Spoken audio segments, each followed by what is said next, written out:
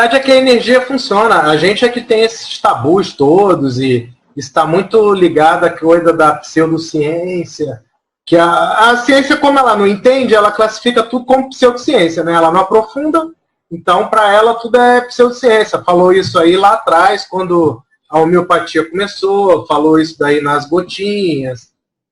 Porque antigamente era tudo químico, e hoje a gente sabe que é muito mais informação. A biofísica está em cima da bioquímica, né? Você pode estar com a bioquímica em ordem e a biofísica está te derrubando. Eu queria só fazer uma colocação muito interessante aí. Eu acho que a puxada aí do Alexandre foi muito boa, né? Que a biofísica está acima da bioquímica, porque é isso mesmo. E o médico, ele tem um grande problema. A formação dele, básica, é de bioquímica, então ele não entende de biofísica. Mas o mais engraçado é que as nossas máquinas são extremamente biofísicas, mas o ser humano médico é impressionante, ele não aprende com as suas próprias máquinas. É tão impressionante. Tem um livro que eu acho que eu aconselho todo mundo, principalmente os da área da saúde, do Dr. James Oskman, que é um PhD, que ele escreve, tem 2 livros muito interessantes. Um é Energy Medicine e o outro chama Energy Medicine in Therapeutics and Human Performance. O primeiro livro fala justamente dessas máquinas. E aí, né, falando do que a Daniela estava falando, muito interessante sobre câncer, há muito tempo atrás, Gilbert Lynn, que foi um dos maiores cientistas celulares e que tentaram explicar o que é vida, para vocês conseguirem entender a profundidade desse pesquisador, começou a tentar indagar como tentar estudar a água de dentro das células para tentar, a partir dela, tentar fazer diagnósticos. Será que uma célula doente, como a cancerosa, tem a sua estrutura da água ali intracelular modificada? Então ele chamou um grande físico-químico e pesquisador chamado Dalmadian para ajudá-lo. E ele falou, olha, Gilbert, tem sim. A gente vai ter que mexer com o campo magnético do que a gente quer pesquisar e tentar buscar como a gente capta essa energia do campo a partir desse dispositivo. Então ele criou um dispositivo que gera um grande campo magnético na área pesquisada, né? Era um mecanismo como se fosse um microscópio, que a gente estava pesquisando células, né? Ali. Osciloscópio, que você falou? Não, era um ambiente pequeno, em que ali se inseria uma grande carga magnética, um grande campo magnético, muito maior, por exemplo, que o campo magnético da Terra, e ali se avaliava como o próton de hidrogênio se comportaria. Esse aparelho foi testado em células saudáveis e em células cancerosas, que, óbvio, são células muito doentes. Esse aparelho mostrou claramente que nas células cancerosas há uma alteração significativa da água, dessa estrutura intracelular, dessas estruturas, né, porque é toda a água intracelular. A partir desse dispositivo, ele criou, na verdade, ele citou e registrou uma patente com o fenômeno da ciclotron ressonância. A partir disso, foi desenvolvida a ressonância magnética, que foi roubada a partir de uma rede de cientistas. Ele, a partir, né, do achado, começou a tentar replicar a situação em outros centros de pesquisa. Isso foi roubado de uma maneira, assim, injusta. Foi criado um aparelho e registrada uma patente, e ele, lá na frente, processou e ganhou a maior causa de processo de patente hoje em dia já aplicado, em torno de 200 milhões de dólares. Quando Gilbert Lynn promoveu esse estudo e publicou, ele perdeu todas as verbas de pesquisa dele. O Dalmadian, depois de ganhar esse prêmio, ofereceu o melhor centro de pesquisa com gama absurda de dinheiro só para o Lynn continuar trabalhando. Para vocês verem como é assim interessante muitas vezes a história da ciência. Um cara que pesquisou descobriu uma coisa, perdeu as verbas de pesquisa porque descobriu aquilo que muitas vezes significaria um problema estratégico. A partir dessa pesquisa se montou hoje uma máquina que não quer saber funcionalmente da água nesse organismo, quer saber da imagem que ela projeta, que é a ressonância magnética. E a gente que não entende, a maioria das pessoas não entende como se faz a imagem numa ressonância, não entende nada de biofísica e passa por cima da vida. Porque se a gente aprendesse com as máquinas, a gente seria mais crítico em relação. A gente não vai deixar de usar a ressonância para um derrame cerebral, mas a gente vai saber que esse mesmo princípio significa compreender uma série de outras coisas relacionadas à saúde. Aprender com as máquinas na medicina é fundamental para a gente também entender a medicina numa dinâmica mais energética. E ele fala disso no livro, entre muitas outras histórias. Gente, a Daniele quer fazer uma colocação aqui. Primeiro eu gostaria de parabenizar o Varela, porque eu venho estudando isso há alguns anos, comecei a estudar sobre saúde, inclusive agora até estou fazendo especialização em terapia vibracional quântica e comecei a trabalhar com um aparelho magnetizador e eu tenho estudado e ele conseguiu juntar, né? Você conseguiu juntar tudo isso que eu estudei Mercola, eu estudei alguns profissionais e documentários e você conseguiu assim colocar de uma forma assim muito bom, gostei muito da forma que você conseguiu englobar tudo e nossa. Obrigado, Daniele. Bem, e sobre essa questão da parceria, uma coisa que eu gostaria de colocar aí para o grupo, para vocês observarem, não sei se todos já estudaram sobre a água magnetizada. No começo da minha trajetória, eu assisti um documentário que chama A Verdade sobre o Câncer. Esse documentário me abriu os olhos para diversas manipulações que há hoje no sistema e, inclusive, que alguma coisa foi colocada de forma sutil. E daí, no capítulo 8, um cientista, Dr. Igor Smirnov, cita um estudo científico com 500 ratos, aonde que houve diminuição de tumores cancerígenos de 50% a 60%, com essa água magnetizada. E daí eu fui atrás, busquei qual empresa que trabalhava no Brasil e encontrei a Fortimag, inclusive ela une também a tecnologia da infravermelho de onda longa, que também citava no documentário. E comecei a usar, assim, amei o resultado, melhorou muito minha qualidade de sono, porque na época eu estava dormindo muito mal mesmo. Melhorou muito e daí comecei a vender e as pessoas que eu fui vendendo foi relatando melhores, inclusive para diabetes. Então, gostaria que vocês dessem uma atenção nesse assunto, caso vocês tenham interesse. Podem me procurar porque é uma rede e, assim, por exemplo, um indica o outro. Uma pessoa da minha família mesmo que começou a beber dessa água, reduziu muito o índice glicêmico, assim, a única coisa que ela mudou foi beber a água. E assim, eu tenho ficado muito satisfeita. Só lembrando que o fato da água estar bioquimicamente tratada não quer dizer que ela está energeticamente adequada, né? Sim, o ponto que essa água ela trabalha não é só a restauração do pH original. O Dr. Igor Smirnov descobriu a água aquaporina quando ele começou a estudar, porque eles viram lá em Chernobyl que houve um grupo de pessoas que não estava apresentando câncer, e ele começou a estudar e ele descobriu nessa água que ela é 3 vezes mais hidratante do que a outra, pela disposição geométrica que ela fica. Uhum. E a gente faz um teste de equilíbrio nas pessoas, assim, no começo até eu ficava um pouco acanhado em fazer, assim, não sabia se fazer, mas assim, é muito fácil fazer, porque é muito claro a diferença de equilíbrio que a pessoa tem quando bebe aquela água. Uma coisa assim que eu nem sei explicar tudo o que acontece. Mas a pessoa, assim, você faz um teste de equilíbrio, a pessoa cai. E da pessoa, você borrifa a água no braço da pessoa, a pessoa nem bebeu a água ainda. E daí a pessoa restaura o equilíbrio, você não consegue mais derrubar a pessoa. Eu acho, assim, incrível isso aí. Mas vocês teriam que ver, porque falando é difícil acreditar. De repente você grava um vídeo, né? Quem sabe? Tem vários no YouTube. Vocês podem colocar água magnetizada, teste do equilíbrio, vocês vão encontrar um monte de coisa aí. Tem uma pessoa falando que é charlatanismo, porque tem gente que gosta de falar contra, né? Mas não tem nada de charlatanismo. Esse negócio é muito, muito óbvio, assim, bem interessante.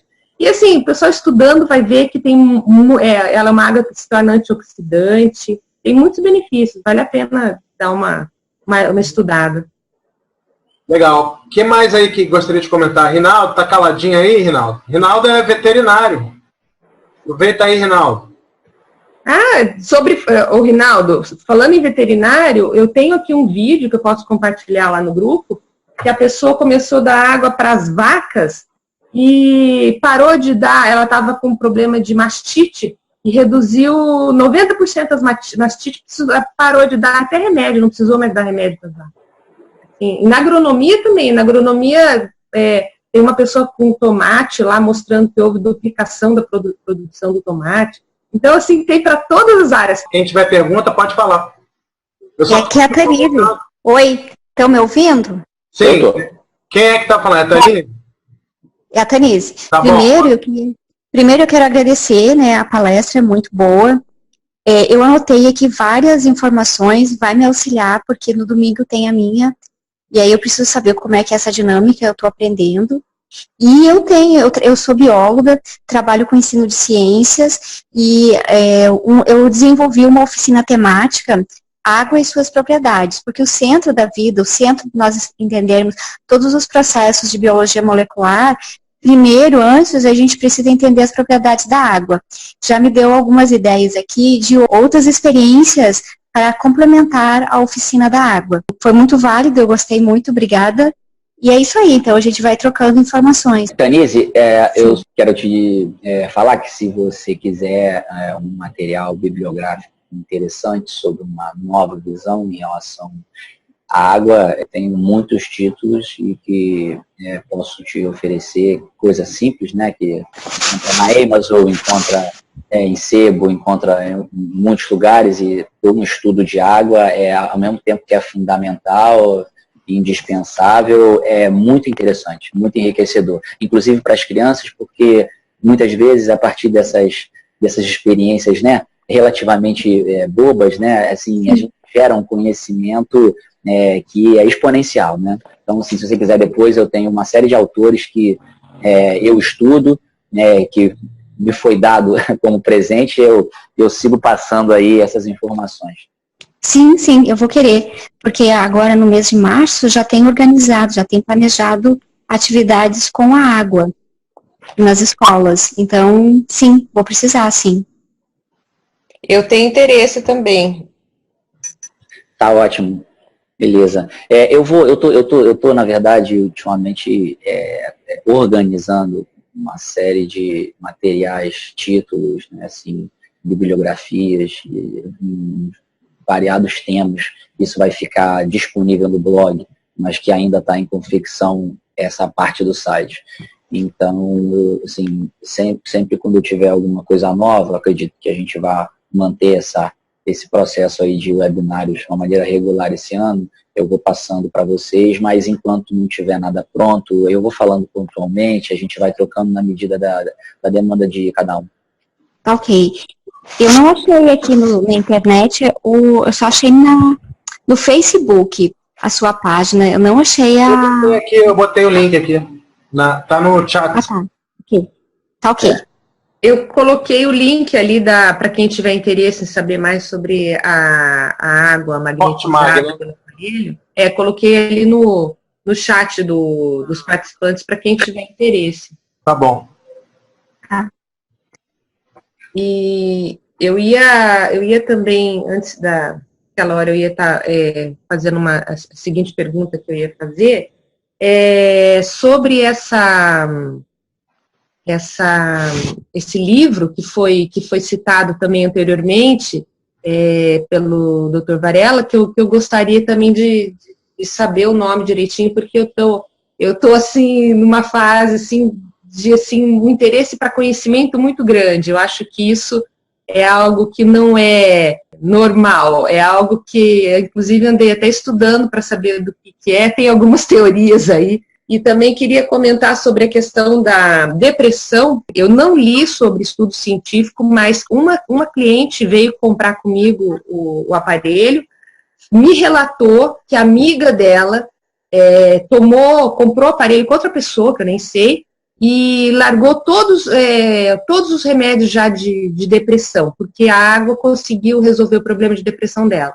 Isso ela me relatou, ela que disse, eu não sei, assim, sabe? E essa pessoa que estava com diabetes falou também que estava se sentindo bem melhor e que estava se sentindo anteriormente muito deprimida e também melhorou. Então, eu acredito, para quem gosta de estudar, ainda principalmente sobre a água, que a água está totalmente relacionada a sintomas de depressão, porque como essa água, ela potencializa em 3 vezes a hidratação, às vezes a pessoa bebe pouca água e daí não consegue hidratar ao ponto de resolver o seu problema, vamos colocar assim. Por exemplo, a minha filha mesmo. Minha filha também, ela bebe pouca água, tem que ficar em cima dela para beber.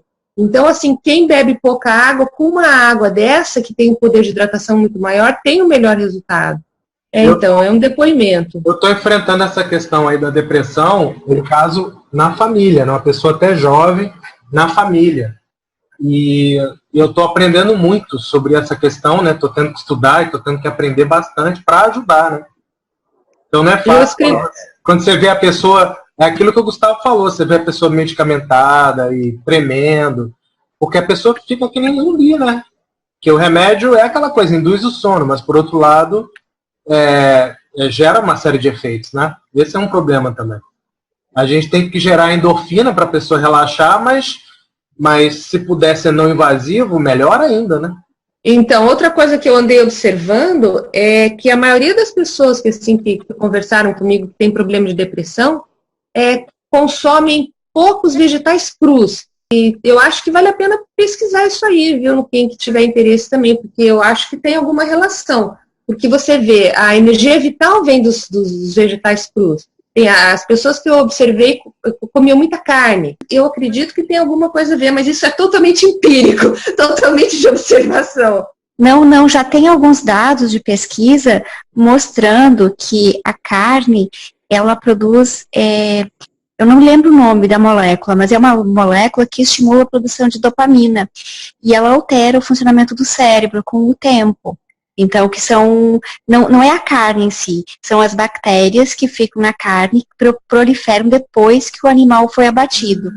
E essas bactérias, elas são usadas como parâmetro de salubridade da carne, para mostrar se a carne, o quanto tempo essa carne está no supermercado, entende? Então, eu vi isso e eu vi que essas bactérias, isso também está no queijo, e eu estou começando a estudar, esse ano eu somente coletei os artigos. E a ideia é que agora eu reduzi a minha carga de trabalho, que eu venha ler esses artigos e faça um estudo mais detalhado dessas moléculas. Mas isso estaria afetando, sim, o funcionamento do cérebro. É uma toxina, tipo uma neurotoxina. A princípio vicia. A pessoa parece que se tirar a carne dela, ela está sem comida. Ela não come, sabe? Dá uma compulsão por aquele alimento. Mas eu quero ver se tem mais dados a longo prazo, como é que ficaria esse efeito. Agora você vê uma informação como essa, né, que o Varela trouxe, do intestino, por exemplo, né, muitas coisas ligadas à alimentação está relacionada com o cérebro. Olha como é que demanda uma multidisciplinaridade aí para uma cura mais integral, né? Se for compartimentalizar, se for mandar a pessoa só no psiquiatra, e se a solução for sempre as mesmas de sempre, você perde a visão, né? Você perde a compreensão do porquê que aquilo está acontecendo, né? Você vai no sintoma e não entende a causa. É verdade. E outra coisa que eu posso falar para você observar nessa pessoa que você conhece é o seguinte, eu já li no livro Dieta da Mente que o trigo também está relacionado com diversos problemas mentais. Tem que observar isso. E já a massa de banana verde, que pode substituir em massa de pizza e coisas assim, que eu não sei fazer ainda, mas eu sei que eles estão fazendo, já ajuda a melhorar problemas de depressão. Então, uma substituição nesse caso, se o mercado estivesse realmente interessado na saúde, já teria feito isso, né? O trigo já está mapeado, a roca que causa esse problema no cérebro, que deixa a pessoa deprimida. Como o trigo foi modificado geneticamente, a gente não consegue digerir ele completamente e libera pequenos peptídeos. E esses têm uma relação cruzada imunológica. Então, o nosso sistema imunológico começa a combater esse peptídeo e simultaneamente, ele tem uma relação cruzada, então ele combate as vesículas que fazem a transmissão dos neurotransmissores, então dá um problema, uma inflamação crônica em todo o sistema nervoso, então as articulações, braços, a fadiga crônica, dor de cabeça, depende do organismo. Eu tenho um artigo, eu posso disponibilizar aqui para vocês, que é um estudo bem clássico, que mostra que o sistema imunológico começa a combater as próprias proteínas que fazem o transporte das vesículas de neurotransmissores. Uhum. Excelente, Tanise, é isso mesmo. Assim, já tem muita pesquisa, eu acho que só para reunir, né, essas várias informações aí que foram ditas, que realmente são verdadeiras, a depressão e os quadros, todos os transtornos neuropsiquiátricos estão totalmente ligados à saúde do intestino, à sua dinâmica alimentar e à qualidade e as características do alimento, dessa alimentação. E da hidratação também, né? Por quê? Sim, a hidratação sem dúvida nenhuma. Por quê? Porque é a partir do erro alimentar que você começa a promover tanto uma desregulação da flora intestinal, quanto a propensão de mecanismos inflamatórios, quanto o desenvolvimento de mecanismos autoimunes. Então, o queijo faz isso, o trigo faz isso, qualquer outra coisa que esse organismo esteja alérgico ou intolerante. A carne, ela é um produto alimentício extremamente tóxico para esse organismo. Não estou falando que as pessoas não devem comer carne, mas existem formas de comer carne melhor e outras pior. Existem pessoas que toleram melhor a carne, outras que toleram muito mal a carne. E a carne, provavelmente, por algumas pessoas, é comida muito mais do que deveria. Existe um livro muito interessante que chama Blue Zones, que fala das sociedades e das comunidades mais longevas do mundo, em que a carne vermelha era claramente um produto de um item de celebração. Ela está em alguns momentos da época do ano, da semana, seja lá como for, né? E em contrapartida a isso, a coisa das verduras, dos legumes, de uma dieta mais crua e mais vegetal, que a outra colega falou, é justamente pesando sobre essa alimentação que você vai evitar a toxicidade excessiva do alimento carne, né? E vai deixar o organismo mais propenso aos seus processos de recuperação, de regularização da microbiota intestinal, da carga de fibras, dos mecanismos simbióticos que vão gerar saúde, porque o intestino é o nosso segundo cérebro. Então, não há dúvida de que quem tem depressão precisa modificar a sua alimentação. É isso mesmo. Eu tinha mais uma pergunta para o Dr. Varela, se fosse possível. Eu tô com Pode chamar de Gustavo, tá, gente? Porque Varela é meu sobrenome. Tá certo. Então, eu tô com um sogro que teve AVC e eu comecei a estudar sobre AVC, inclusive peguei os livros, mas não consegui ler ainda o que eu queria. E eu vi que quanto mais magnésio a gente ingere, seria melhor para afinar o sangue, né? E eu gostaria de saber com você, que é um médico, né, o que você fala disso, porque o médico dele, do coração, não receitou magnésio. E assim, às vezes parece, quando eu fico falando para ele tomar magnésio, assim, que eu estou estudando agora, estou fazendo especialização, estou começando, parece assim que eu estou falando até algo que não é tão importante. Eu gostaria de saber de você, que é um médico que estuda, porque eu percebo que alguns parece que não se informam de algumas coisas, mas o que você fala disso? Porque na especialização eles falaram que a gente tem que ter, não sei, só 2 ou 3 2 de cálcio para uma de magnésio. Quando tem muito cálcio, engrossa o sangue. Quando tem mais magnésio, vai afinando. Essa informação que me deram. Vamos lá. Bom, o magnésio tem uma medicina só para ele. Assim, dá para relacionar uns um compêndio tantas de coisa só do magnésio. Então, assim, precisaria ser o outro binário só dele. O magnésio, ele, se não for o mais importante, eu acho que hoje é o mais importante mineral a ser consumido e ou suplementado para a saúde humana. Essa é minha opinião e a opinião de muitos outros que sabem muito mais que eu e que escreveram justamente aquilo que eu leio. Existem bons livros sobre isso, totalmente embasados cientificamente, com bibliografia científica.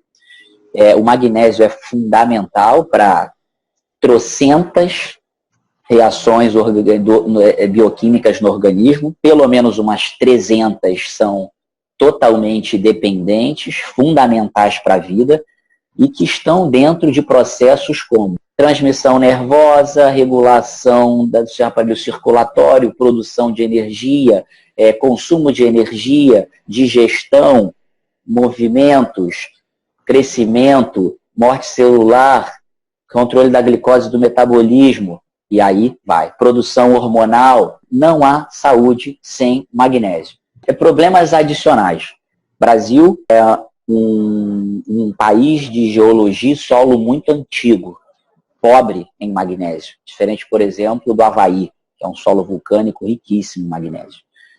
Além de todo o processo de agricultura monocultural e de degradação do solo, processo agronômico intensivo que se faz, a gente ainda empobrece mais esse solo de magnésio, porque a gente não roda as culturas e a gente não tem uma visão, né, assim, permacultural, sustentável e assim, ecológica do ponto de vista da agricultura e da produção do alimento. Então, somos hoje um país pobre em magnésio.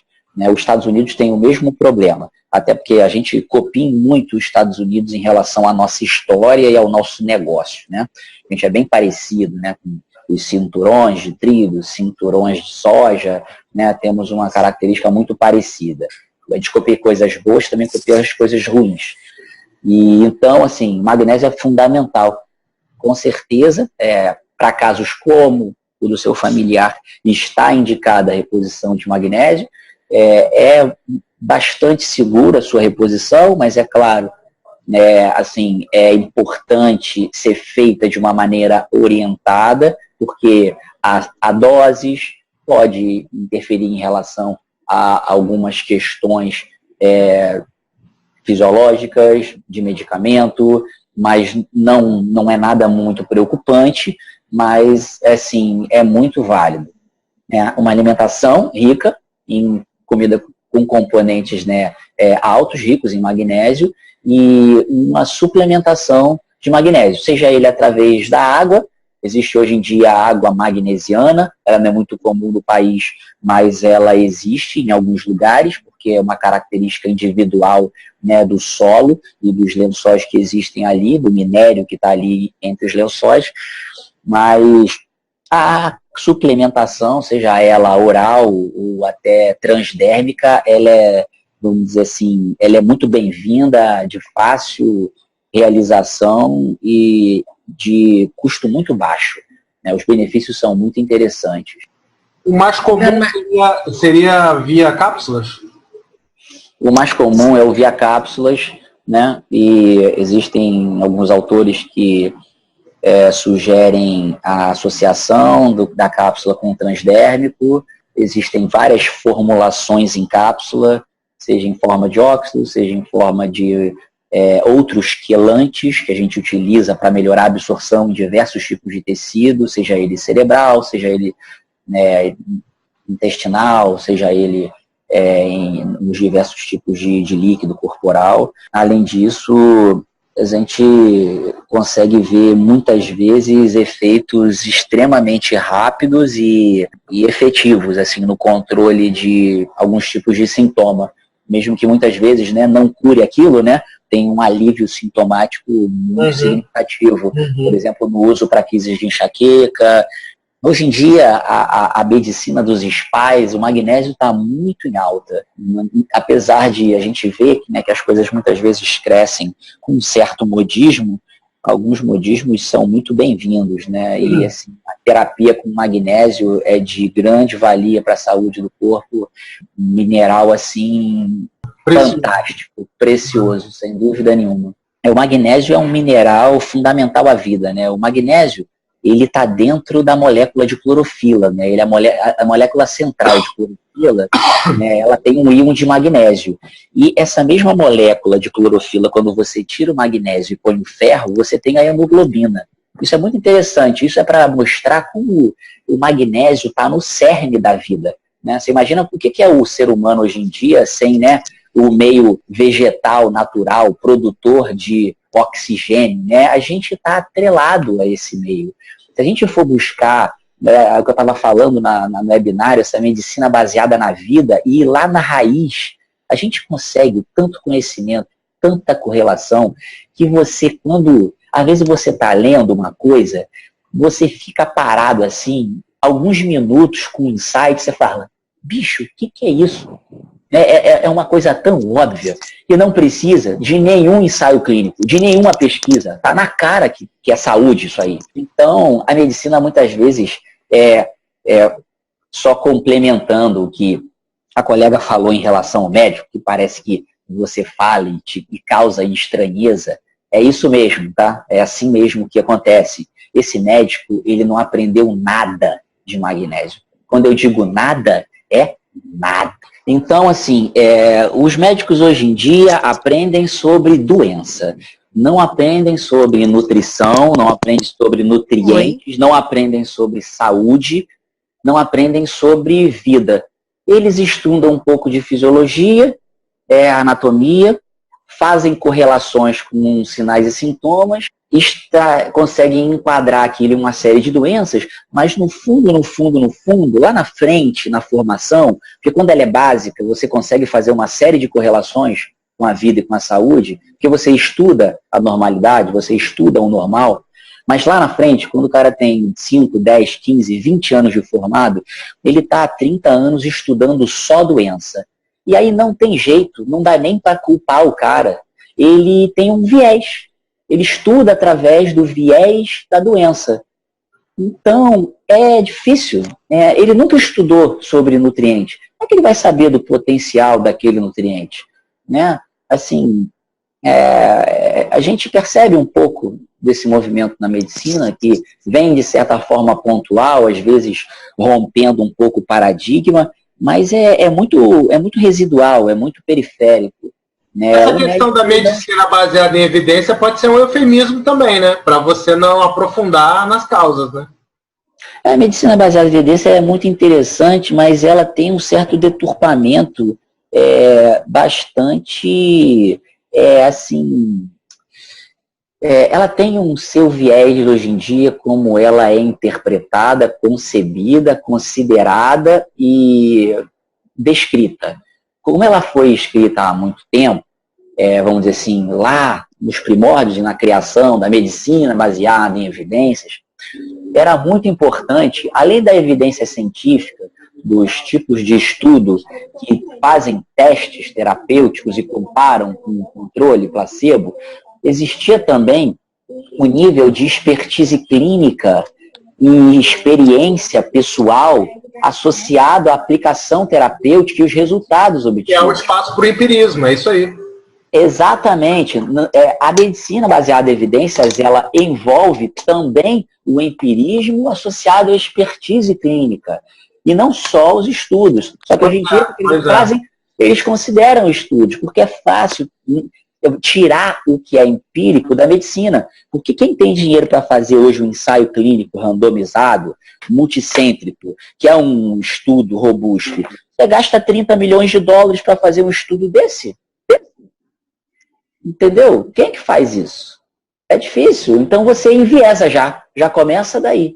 Entendi, isso aí. É complicado. Então, assim, tem vários críticos que falam, cientistas que falam de epidemiologia, e às vezes tocam nesses pontos. Mas o sistema que está aí é muito bruto, né? Ele vem pesado, né? E bem embasado, vamos dizer assim. Os erros dele estão nas entrelinhas, né? A gente sabe a quantidade de falsificação de estudo clínico que tem aí, né? Hoje isso já virou artigo científico, né? Então, não tem jeito, é coisa do viés da informação, do teste, do empirismo, do que você falou, da mentoria, né? Então, é importante, porque isso, num conjunto, faz a pessoa escolher melhor, não acreditar ali no carimbo da margarina. Parece que a Lili quer fazer uma pergunta, Lili. Oi, boa noite. Queria parabenizar o Gustavo pela palestra, muito excelente, muito ensinamento. E eu queria pôr uma dúvida não, né? Eu queria pôr uma preocupação minha que eu tenho hoje em relação a isso, com as pessoas se automedicando, né? A pessoa sente uma dor no estômago, ela vai lá e se automedica sem nem saber o que realmente está acontecendo, né? Sem nem procurar um médico. E isso, para mim, é uma preocupação muito grande, porque as pessoas acabam esquecendo da medicina e até das medicinas alternativas que estão aí de uma forma natural, às vezes, para ajudar, para complementar o tratamento da medicina, né? De tomar o remédio certo. E elas não têm ciência dos efeitos colaterais que os remédios causam no corpo, né? Eu tô com sono, vou tomar esse remedinho aqui, que às vezes para ela vai trazer outros problemas e as pessoas não se preocupam muito. Eu tenho esse receio, né, das pessoas ficarem se automedicando. Na verdade, bom, esse é um problema gravíssimo, a automedicação é um problema generalizado e é universal, isso é no mundo todo. As pessoas menosprezam os efeitos colaterais, as pessoas não sabem o uso correto, as pessoas se medicam erradamente, e existe muito estudo que mostra como isso afeta a saúde. O médico, muitas vezes, ele é o próprio medicador, né, prescritor, e que causa problemas muito sérios, né? Assim, já existem, pelo menos, alguns estudos, né, grandes, populacionais, principalmente nos Estados Unidos, onde o problema já virou motivo de muita pesquisa, mostrando que a morte relacionada ao cuidado médico de saúde, ela é a terceira causa de morte no mundo. Isso é muito sério. E muito está relacionado à medicação. Hoje estava lendo um artigo falando sobre epidemia, né, de efeito colateral que existe no uso de analgésicos potentes, né, porque a dor é um grande problema. Então, os analgésicos estão na primeira lista, e os analgésicos potentes, eles são extremamente agravantes da saúde, e eles matam.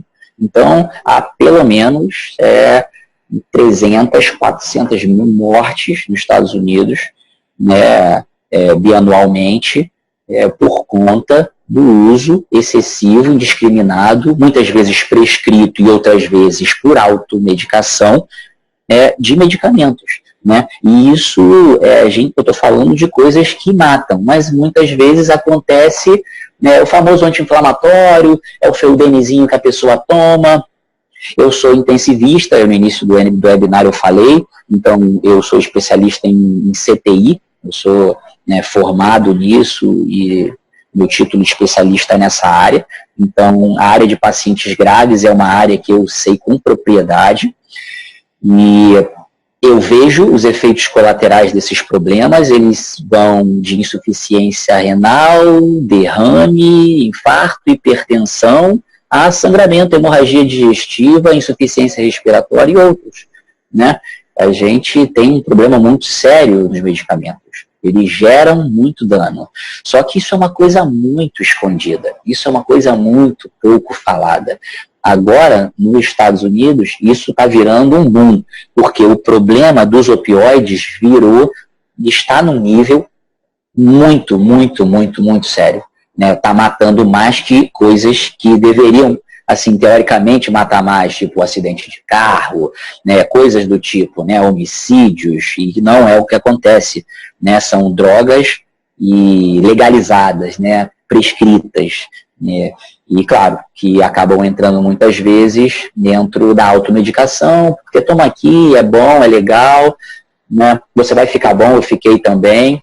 Eu até como médico, às vezes, volta e meia, sou uma pessoa muito criteriosa com isso, com relação à prescrição, e volta e meia a gente arranja um pouco de inimizades em relação a isso. Porque você começa a estudar e você começa a cada vez ficar mais responsável. Essa responsabilidade é um pouco menor quando você é recém-formado, porque você não tem a dimensão do problema.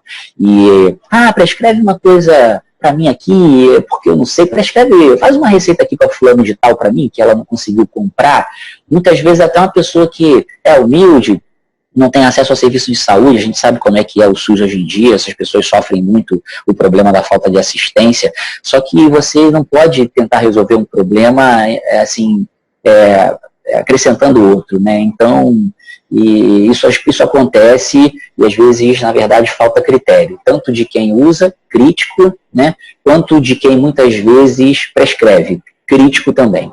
Né? Tem muita coisa que a gente resolve sem nada, né? Sem nenhum medicamento. Né? Eu estou cansado de pedir para as pessoas pararem de tomar isso ou tomar aquilo, ou suspender medicamento e trocar por outras alternativas muito melhores. Né? O mundo do emagrecimento está aí, né? Então também tem muita coisa, né? As pessoas se medicam de maneira absurda antes de fazer o básico. Né? Então esse problema é um problema que a gente também poderia falar horas sobre isso, porque é um problema que tem várias nuances, né? E a gente precisa realmente ter certeza de que o medicamento não é brincadeira. Analgésico, inflamatório, seja aspirina, não é brincadeira. Antidepressivos, tome de maneira prescrita, confie no seu médico, desconfie também. Então, assim, isso não é brincadeira. Eu vejo no meu dia a dia diversas complicações, tanto de medicações prescritas corretamente, quanto das medicações prescritas incorretamente. Então a gente tem os dois lados, né? Tem aquele que precisava fazer a medicação, mas também sofreu dos efeitos colaterais e às vezes sofre com uma morte, né? Para sempre. Então vale a pena estar muito atento. Né, essa coisa, não lê a bula, não tem problema não, eu não concordo, eu não sou desse time, eu acho que você tem que se responsabilizar, há muita coisa que o médico não diz, não fala e não sabe, e o medicamento provoca. Então é preciso ter muito critério, porque depois que acontece, o problema é só seu e da sua família. Porque, seja lá o farmacêutico, pode muitas vezes até ser o médico, porque ele tinha todos os critérios para isso, ou o laboratório até farmacêutico, né, que pode, em alguma situação, ser culpado de uma maneira, ele vai ficar isento. Porque tá tudo escrito. Você que tomou. Né? Nos Estados Unidos até existe um cuidado muito grande em se falar todos os efeitos colaterais para o paciente e ele, vamos dizer assim, reconhecer verbalmente como um termo de consentimento livre e esclarecido, porque lá não é brincadeira, né, questão dos processos médicos. Né? Então, isso existe, isso está no dia a dia, né? Então, não é brincadeira. Medicação não é brincadeira e quem toma mais medicação é mais doente, morre mais cedo e tem menos qualidade. Isso as pesquisas já mostraram. Isso é verdade. A pessoa acaba tendo que tomar um remédio para substituir o efeito do outro, aí toma um terceiro para substituir os dois anteriores e vai assim. Agora, só esclarecendo um ponto que a automedicação é desastroso, como ele acabou de falar, mas autocuidado e autoanálise, autoinvestigação é positivo, né? Seria o outro lado da questão. É você saber qual alimento que te faz mal e você substituir, é você entrar com uma reposição, com orientação, mas você vai fazendo suas autoexperimentações também, é o lado empírico. E outra coisa, se você tomou uma dose, uma suplementação, que aquilo às vezes está te fazendo mal também, você tem que ter o bom senso de reduzir, você tem que ter o bom senso de não forçar a barra também, né? Mas isso não quer dizer a automedicação. Isso quer dizer que você está suplementando sua saúde, você está estudando sobre os aspectos e você tem algum embasamento também por algum exame, de alguma forma que você diagnosticou, que aquilo está te faltando, né? O Matheus quer fazer uma última pergunta, não sei se dá tempo aí para mais, mas Matheus, vou te pedir para ser bem objetivo, para a gente poder finalizar aqui, porque já estamos com mais de 2 horas, tá? Porque vocês estavam falando sobre automedicação e eu vinha querendo, olhando na internet como formas de engordar, porque eu tenho um metabolismo acelerado e não consigo engordar. E sempre meu peso ele está em 47. E eu vendo vídeos no YouTube, acabei comprando um tal de Cobavital. E, tipo, que não resolveu. E eu pensei assim, que será que isso pode trazer algum problema para a minha saúde? Eu me automedicando sem médico, acompanhamento. Você escolheu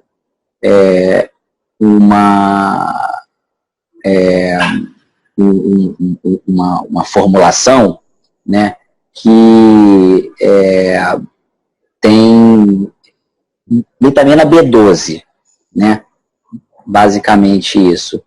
E o que vamos dizer assim, muito relativamente tranquilo em relação a você, vamos dizer, ter problemas em relação ao uso, mas vamos dizer que é muito assim, menos grave do que fazer outro tipo de coisa. A ciproheptadina, que é o que tem na outra fórmula, ela pode trazer assim, problemas relacionados a alguns efeitos colaterais. Como existe um medicamento incluído nisso, sem dúvida nenhuma você não fez a coisa certa.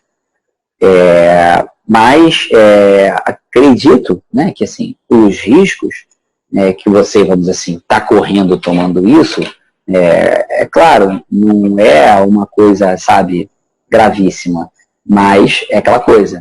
Você não procurou alguém que entende do assunto para poder adentrar melhor no seu problema, não foi orientado a organizar o seu estilo de vida para fazer com que você ganhe massa muscular a partir, né, do estímulo metabólico corporal e além disso, você está tomando um medicamento que estimula o apetite pretendendo engordar. Engordar como? Engordar bem ou engordar mal? Se você toma esse medicamento para engordar e come mal, o que acontece? Você engorda mal. Se você toma esse medicamento para comer bem, de repente você vai ter até um resultado interessante. Mas aí cabe a orientação de quem está por trás desse plano. E, inclusive, dividindo a responsabilidade com você. Se eu tomar um medicamento, meu Deus, agora o mundo vai acabar. Não, não é isso. Há medicamentos mais sérios, é claro, e há medicamentos menos. Mas não vale a pena fazer isso. Você, vamos dizer assim, manteve a sua alimentação, seu ritmo de atividade física, seu estilo de vida, e agora está tomando um novo medicamento como se fosse uma bala mágica. E vai agora fazer você engordar, ganhar o peso que você sempre quis. Vamos dizer assim, tá tudo errado. Assim, cortando em miúdos. Né? É verdade. Começar do básico. Né? Como é a sua alimentação, como é a sua atividade física, como é que estão suas taxas hormonais, sua família tem doença, como vem a sua vida, e aí vai. A medicina, ela não é simples. E mesmo até que você procure um alopata que fale, Matheus, eu vou te passar Cobavital, vamos ver se você fica bem. Entendeu? Ok, entendi. Eu também já havia tomado um medicamento, que ele é o que não está vendendo na porta, ele é de caseiro. Esse sim trouxe prejuízos, que eu tive até efeito emocional, que eu ficava muito agitado, bravo, qualquer coisa me zangava. Isso foi uma outra fórmula que você tomou? Foi um que ele é caseiro. Entendi. Caseiro com o quê? Ele parece que tinha guaraná, um monte de coisa que tinha dentro, não estou lembrado. Pois é, exatamente. Esses problemas, esse tipo de fórmula, ele inclusive faz muitas vezes uma propaganda muito ruim para a medicina das ervas, para a fitoterapia e para a medicina natural, sabia, Matheus? Porque o que acontece? O que tem nessa tal garrafada aí? Tem um monte de ervas. Quantas? 10, 20, 30. Para quê? Para aumentar a saúde, curar a pedra no rim, não sei o quê. Mas quem é você para tomar isso? Será que o Matheus ele consegue tomar tantas ervas na dose que foi prescrita? É o quê? 2, 3, 4, 10 colheradas? Tomar a garrafa inteira? E aí o que acontece? Você faz uma hepatite fulminante e tem que ir para um centro de transplante hepático. Já imaginou? Eu já vi essa história. Eu já vi essa história. O que acontece? Você, com a sua individualidade, né? O Matheus, com o seu DNA, sua parte genética toda detalhada e, né, como nenhuma outra no mundo, fez uso de 20 plantas diferentes que têm um potencial muito tóxico para você. Pode não ter para mim, pode não ter para Alexandre, mas vai ter para você. E aí, por isso, mal orientado, você perdeu um fígado. Isso é comum. Há pouco aconteceu um problema relacionado ao uso de chá verde. Excessivo para perda de peso, que gerou uma hepatite fulminante, uma pessoa mal orientada que fez uma automedicação. Então, isso não é brincadeira. Mesmo na medicina natural. Inocente chá verde, né? Mato também não é brincadeira. Garrafada também não é brincadeira. Por quê? Porque também é remédio. Gente, esses nossos medicamentos vêm todos de plantas. Esses princípios ativos altamente potentes, eles são isolados a partir de uma série de processos químicos. Mas eles estão lá, muitas vezes até potencializados numa erva, que precisam ser enfraquecidos a partir de uma mudança de uma molécula.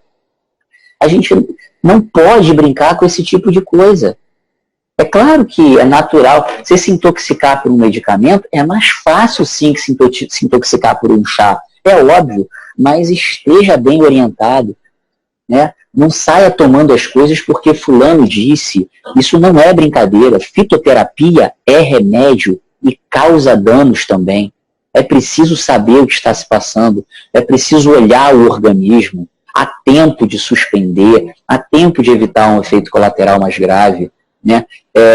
A gente está falando mal da medicina alopática, mas assim, há quem fala também da medicina caseira, etnobotânica, fitoterapia, porque faz mau uso também, né? Será que só tem mau médico em um lado? Claro que não, né? Tem dos dois lados, né? E às vezes tem o uso automedicado, que é o que a gente está falando aqui, né? Totalmente fora de qualquer, assim, entendimento, né? É um grande chute, né? Assim, na sorte, né? E as pessoas muitas vezes ignoram os potenciais efeitos colaterais. Aí eu tive um efeito colateral que no intestino, toda vez que eu ficava assim zoado, uma coisa assim no intestino. Tive efeito psicológico também, tudo relacionado a isso. Foi uma coisa, eu tive insônia, passei 1 ano com insônia e foi assim, uma coisa muito difícil. Hoje em dia eu tenho um exemplo de que eu não devo mais tomar medicamento, me automedicar sem um acompanhamento médico. Principalmente esses medicamentos que são caseiros ou medicamentos mesmo normal. Sempre bom ter um acompanhamento médico, porque eles podem causar sérios danos na saúde. Você fez uma intoxicação, né? Importante, né? Severa, com uma desregulação importante de diversos sistemas, né? Digestivo, neurológico, né? Então, tá aí, né? É uma prova. Se eu estiver intoxicado, o que eu devo fazer para me desintoxicar com esses remédios que eu tomei?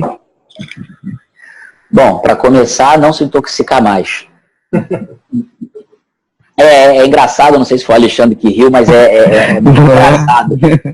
Porque não é engraçada a sua colocação e sua pergunta não, tá, Matheus? É porque isso já aconteceu outras vezes, mas é porque Eu tô falando isso porque tanta toxina que a gente está botando para dentro, Matheus, hoje em dia, diariamente, que a gente muitas vezes não tem nem noção, que, assim, de você começar a parar de botar para dentro isso, o corpo já sente um alívio absurdo e muitas vezes o sistema detoxificador dele está preparado para resolver qualquer outro problema.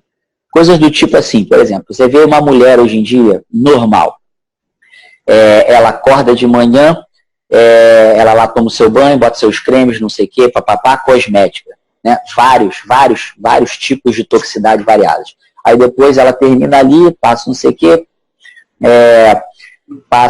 passou no cabelo algumas coisas, já tomou um banho, creme hidratante, passa depois uma maquiagem, passa um protetor solar, né? Vai pra rua, não sei o que. Aí ela toma um café da manhã, né? Ela come uma coisinha, aí depois bota um chiclete para dentro, já toma um cafezinho com aspartame, com sucralose, seja lá qualquer outro adoçante artificial, ou então comida processada, vai almoçar, come uma comida, muitas vezes fast food, né?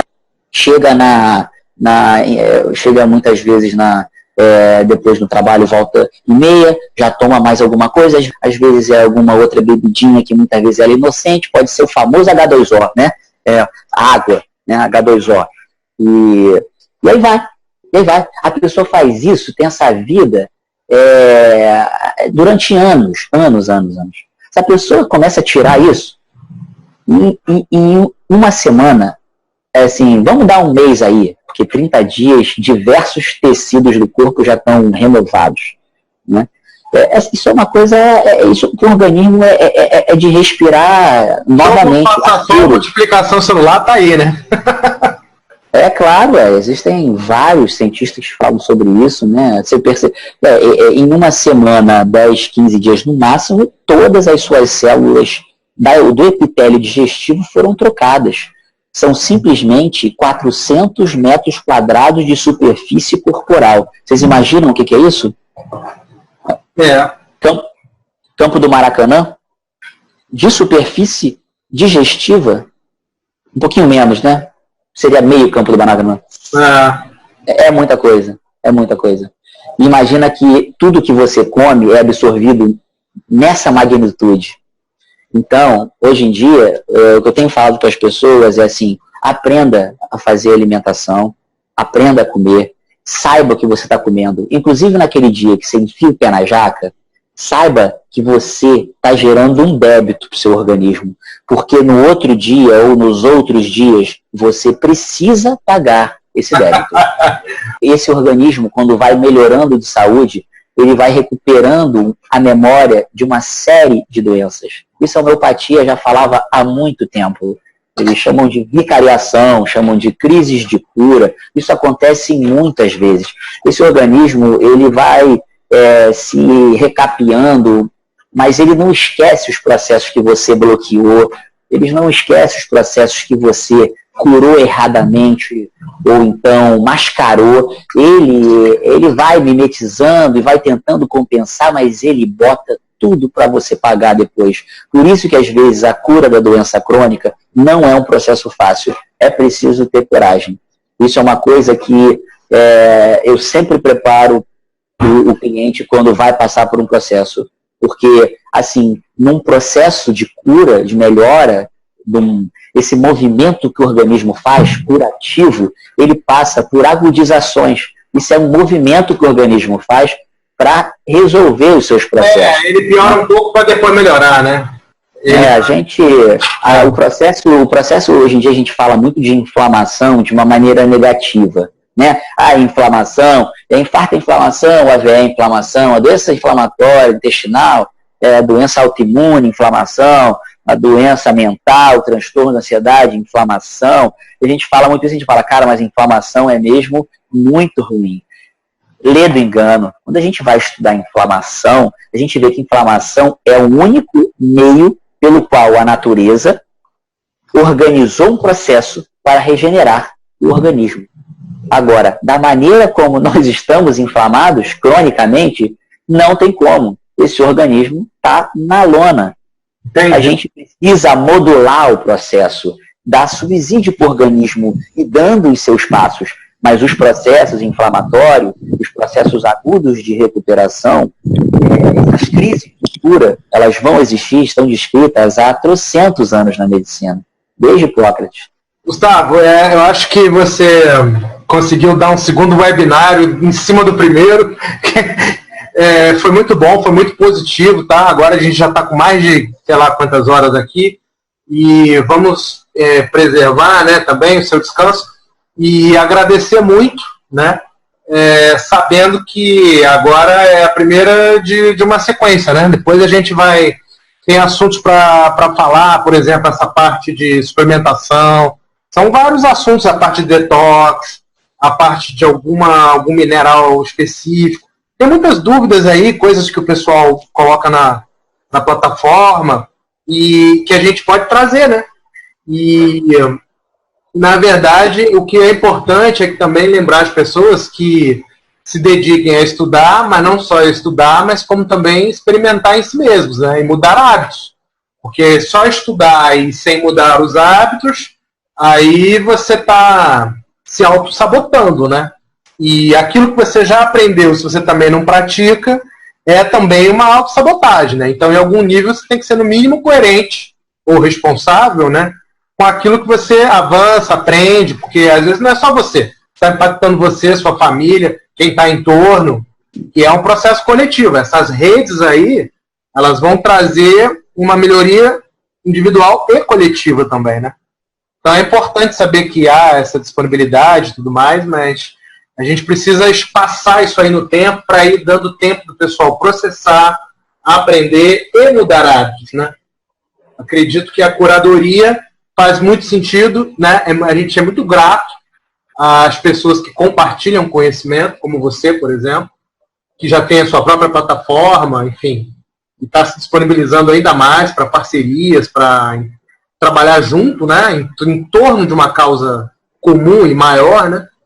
Isso é muito importante, mas a gente sabe que nada substitui também o esforço individual, né? Então, cada um aí que estiver tendo acesso às informações, botar em prática no seu nível, né? Naquilo que lhe diz respeito, no seu livre-arbítrio, e mudar hábitos.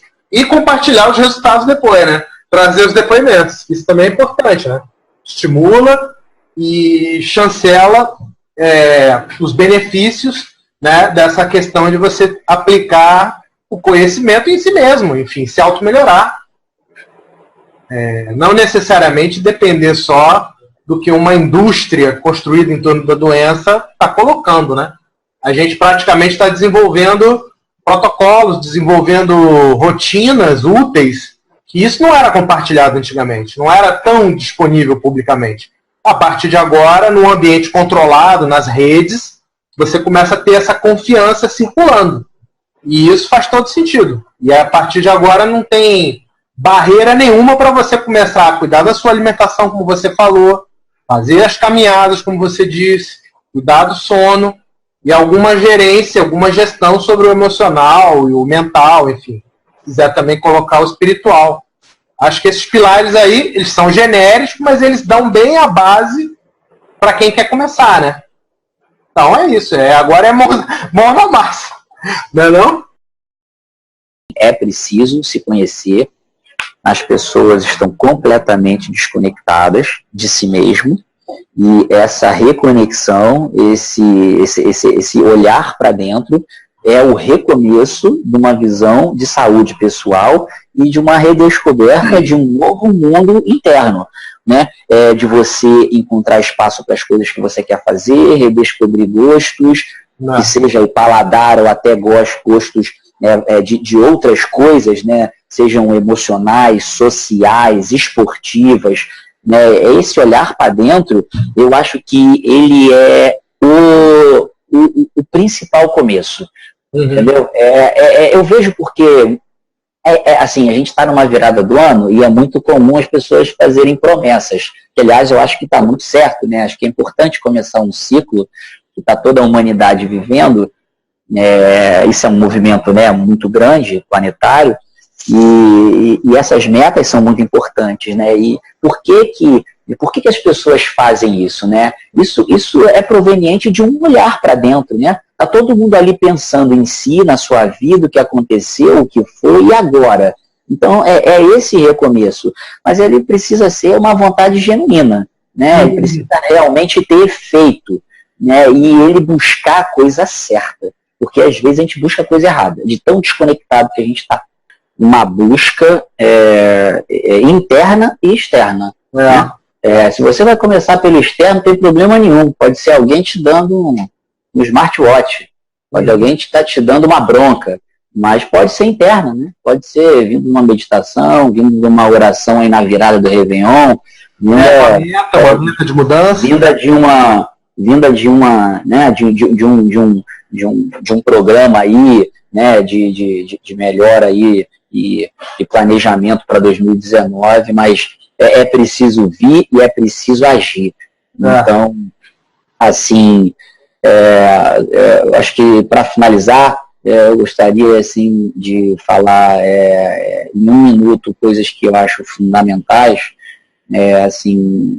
Primeiro que é preciso a gente voltar um pouquinho atrás, né? Como é que a nossa avó, nosso bisavô morava, vivia, comia, como é que era, né? Era comida de verdade, né? Tomava sol sem protetor, tomava água sem química, tomava pouco medicamento, ia no médico só se necessário, né? Buscava mais a saúde do que a doença, né? Assim, atividade dia a dia, ser ativo. Se você trabalha entregando comida de bicicleta, sua vida já é ativa. Agora, se você trabalha no escritório sentado o dia inteiro, né, não tem jeito, né? Você está sedentário. Do sedentarismo, né? Então, assim, se você tem relacionamentos problemáticos, tóxicos, está triste com o seu trabalho, se você está estressado, se a mente está comandando você, é preciso mudar internamente esse processo. Então, é preciso meditar, fazer mindfulness, passar por uma prática, né, de busca interna e respiração e movimentos corporais sincronizados, orientados por uma pessoa que saiba, né, fazer isso para você, né? Pode ser o yoga, pode ser um tai chi, pode ser um qigong, pode ser uma biodança, pode ser o que for, né? Pode ser às vezes o beach tênis na praia que vai te fazer feliz. Então é preciso buscar essas coisas, né? E a gente precisa entender que a gente é feito de coisas, né, relacionadas à natureza. Então essa troca de energia, esse contato, ele é fundamental para a saúde também. A gente precisa estar mais em contato com o meio natural. Comer comida natural, comer comida não processada, comida de verdade, né? Isso é muito importante. Quando a gente pega um chiclete e come, aquilo ali é tudo químico, cara. Aquilo ali não tem nada de bom para você, né? É preciso, às vezes, entender que se esse hábito ele é regular, ele não está te fazendo bem, né? Refrigerante, né, todos os pós brancos aí generalizados que vendem aí nas prateleiras do mercado, normalmente são todos eles muito ruins. Pode ser a farinha branca, pode ser o açúcar branco, né? Esses farináceos todos são muito problemáticos para a dieta, né? Assim, como uma comida saudável, né? Assim, busque a alimentação crua, não acho que a comida é realmente só carne, só produtos animais, né? Saiba ficar sem eles também. Né, aprenda um pouco do vegetarianismo. Você não precisa ser vegetariano, entendeu? Então, tente buscar a voltar um pouco nas tradições antigas que existiam. Né? Sua avó não cozinhava na gordura de porco, naquele óleo de coco na lata? Será que realmente é isso que está fazendo as pessoas ficarem doentes? Ou é esse óleo novo que apareceu aí, né, que está fazendo todo mundo ficar doente? Vamos tentar ter um pouco de bom senso, né? Então, assim, né, vai procurar algum alimento, procura ele menos processado, né? Busca os orgânicos, corra atrás das cooperativas que vão te dar alimentos mais saudáveis, né? E busque propósito na vida. De repente, está faltando isso para as pessoas, né? O que é aquilo que você gostaria de fazer, aquilo que você provavelmente gostaria que as pessoas pedissem para você fazer, né? Qual é, na verdade, esse propósito final, né? Como é que você gostaria de ajudar a sociedade? O que você tem para prover? Muitas vezes é isso que faz uma pessoa ser feliz ou ser infeliz, porque se ela está totalmente desconectada daquele cerne dela, né? Para onde que ela está indo? Ela está perdida. Então, às vezes, é uma mudança vocacional, né? Uma busca por um alinhamento interno que faz a saúde, né? Eu acredito que, como seres multidimensionais que nós somos, seres humanos, né, a gente precisa de um alinhamento de diversas esferas, de diversos campos, são diversos corpos, né? São vários níveis, né? Pode ser ele bioquímico, físico, pode ser ele mental, pode ser ele emocional, espiritual. Esse alinhamento ele é muito importante. Então, a busca da saúde é para ser buscada nesses níveis, né? Às vezes, a resolução em um nível pode gerar uma ignição na melhora de todos os outros. Mas às vezes é preciso trabalhar em outros níveis ao mesmo tempo, podem ser sincronizados ao mesmo tempo, ou de uma maneira encadenada. Existem hoje diversos terapeutas que trabalham do ponto de vista físico ou energético de uma maneira muito variada. Tem muita coisa interessante, né? Às vezes o que você precisa é um retiro, né, para voltar a se conectar. Eu aconselho muitas pessoas a fazerem isso. Então, assim, a gente precisa buscar e voltar um pouco nas origens. Muito bom. E acho que é a partir daí que a gente vai ter uma saúde genuína, porque eu acho que é a partir daí que a gente vai assumir o controle da nossa saúde. Eu acho que isso é o mais importante. Muito bom, sabe as palavras. Gratidão, viu, Gustavo? Muito bom mesmo, cara. Quem diria que não precisa de um PowerPoint para se ter uma grande reflexão, hein? Ó, quebramos um paradigma. Que bom. Bem legal. Para os visuais, né, eu fico devendo, né? Eu que sou um deles. Muito bom, cara, eu gostei. Precisamos depois conhecer mais aí o Espaço Errata, entrar lá no site, navegar mais lá. Um abraço a todos aí, obrigado aí pelas congratulações, que vocês gostaram, então tudo de bom aí para todos aí. Bastante, valeu, gente. Abraço. Abraço geral aí para todos.